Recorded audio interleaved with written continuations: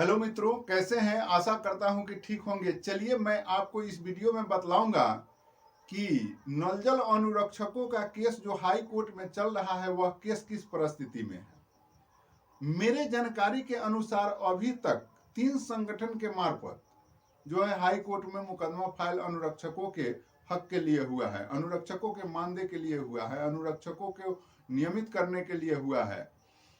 तो इन तमाम बातों को मैं विस्तार से आपको बतलाऊंगा और आपको किस मुकदमा में क्या हो रहा है, कौन मुकदमा किस पोजीशन में है, इन तमाम बातों को मैं आपको इस वीडियो में बतलाऊंगा।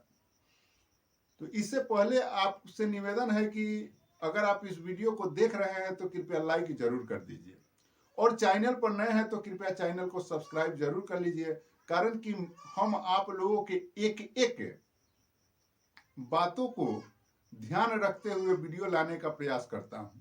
मित्रों, सूबे बिहार के तमाम अनुरक्षक इस आशा लगाए बैठे हैं कि हमारे संगठन का लोग कार्य कर रहे हैं, हमारे संगठन का मुकदमा हुआ है। तो मुकदमा हुआ है और संगठन कार्य कर रहे हैं, सही बात है। तो आपका आशा किस तरह से आशान्वित होने वाला है, इन तमाम बातों को मैं इस वीडियो में विस्तार से बतलाने का प्रयास करूंगा। मित्रों, मैं यह वीडियो लाने के पक्ष में नहीं था, लेकिन हमारे एक साथी ने एक दूसरे जिले के साथी से यह बात कर रहे थे कि आप लोगों का जो आपके संगठन का जो मुकदमा हुआ है वह मुकदमा कमजोर है, आपका वकील जो है वह कमजोर है और देखिएगा कि आप लोग केस को कमजोर न करवा दे। तो मैं इसी कड़ी में उसका सर्च कर रहा था तो तमाम सच्चाई जो है हमारे सामने निकल करके आया और मैं सोचा कि इस सच्चाई को आप लोगों को भी बतला दूं, क्योंकि कुछ लोग अनुरक्षकों के बीच दिग्भ्रमण फैलाने के फेर में है। वो अपना वर्चस्व स्थापित करने के लिए अनुरक्षकों में बेवजह भ्रम जाल फैलाने के फेर में है और हमारा काम शुरू से ही रहा है, यह चाहे अनुरक्षक का हो या और रियल जिंदगी का हो, मैं हमेशा भ्रम जाल को तोड़ने का लड़ाई लड़ते रहा हूं और इसमें भी मैं अपने खर्चे से तमाम अनुरक्षकों का लड़ाई अभी तक लड़ते रहा हूं और प्रयास करूंगा कि जहां तक सक्षम हो सके वहां तक अनुरक्षकों का हक दिलवाने का हर संभव प्रयास करेंगे। तो मित्रों, कहा गया है कि प्रत्यक्ष के सामने प्रमाण की आवश्यकता नहीं होती है। तो कुछ लोगों ने यह बात कहा कि आपका वकील साहब कमजोर हैं, आपका केस का पक्ष कमजोर है। तो इसी बातों पर मैं बतला देना चाहता हूं। मैं इस स्क्रीन पर उन तमाम केसों को जो अभी हाई कोर्ट में फाइल हुए हैं, उन तमाम केसों को केस के नंबरों को इस स्क्रीन पर आप लोगों को रख दूंगा, उससे भी आप जाकर के सर्च कर सकते हैं। तो मित्रों, मैंने जो अवलोकन किया तो उस अवलोकन में मैंने यह पाया कि जो वो लोग जो ये बात कह रहे हैं कि आपका केस कमजोर है, उन लोगों का केस में जो है 5-6 डिफेक्ट आया। उनका केस जब आपका फाइल होता है तो जांच में जाता है, जांच में डिफेक्ट निकलता है, तो उसमें 5-6 डिफेक्ट आया और डिफेक्ट में उनका केस खारिज हो गया। और केस खारिज हो गया, फिर उनके वकील साहब जो है पिटीशन दिए कि हाँ केस को जो है कंटिन्यू किया जाए, हम केस के डिफेक्ट को खत्म करेंगे, ऐसा रूलिंग कानून होता है। उस रूलिंग कानून के हिसाब से वे अपना आवेदन दिए। लेकिन हमारे जो वकील साहब हैं, जो वो केस फाइल किए, वो सभी केस को सजाए और पूरे केस में एक भी डिफेक्ट नहीं निकला और एक ही तारीख में केस जो है एडमिशन पर चला गया, केस जो है डिफेक्ट फ्री हो गया, कोई डिफेक्ट नहीं निकला।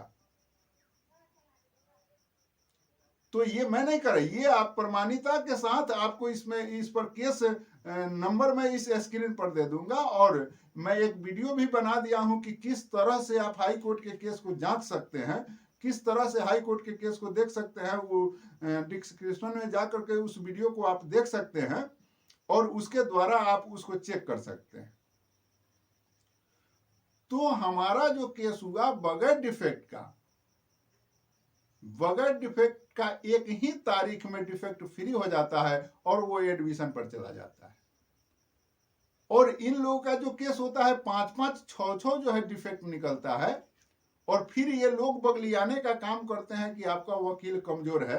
तो यह प्रत्यक्ष है कि हमारे वकील साहब जो काम किए उनमें कोई गलती नहीं निकला, और जो ये कह रहे हैं कि आपके वकील कमजोर हैं, उनके पास 5-5, 6-6 गलतियां निकल गया। तो आप समझ सकते हैं। और इस स्क्रीन पर जो केस नंबर है, इससे आप उसको जाकर के सर्च कर सकते हैं। इन्हीं बातों को मुझे इस वीडियो में आप लोगों को बतलाना था। तो मित्रों, मैं निवेदन करना चाहूंगा सूबे बिहार के तमाम अनुरक्षकों से कि ऐसे किसी भी मन लुभावने